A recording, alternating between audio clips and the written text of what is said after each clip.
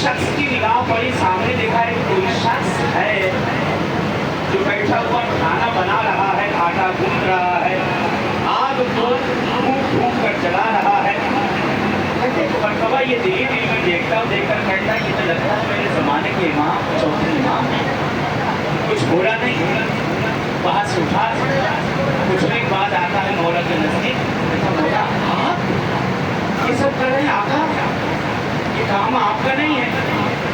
करके भागा भागा आया और आकर उस रईस से काफिला सालार से उसको पकड़ा, क्योंकि मालूम था किसका काफिला, किसके काफिले में किनारे लेकर आया।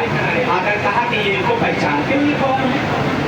नहीं जानता कौन है, लेकिन हाँ इतना मालूम कि बड़ा अच्छा इंसान है।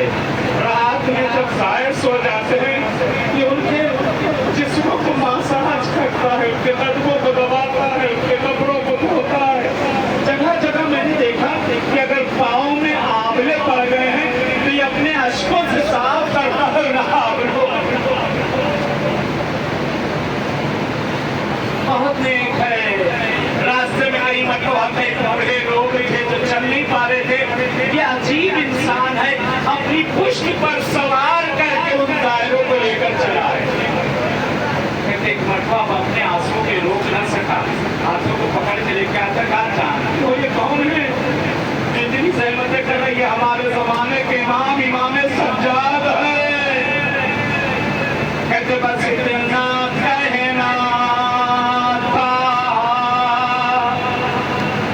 ये शख्स मौला के कदमों पे सर रखता है, आका हमें माफ करिएगा मौला, हमें मालूम न था। कहते हैं कि मैंने जगह जगह फिर तो डांट भी दिया है कहीं कहीं, लेकिन इतने खुश इखलाक थी कि जर्रा बराबर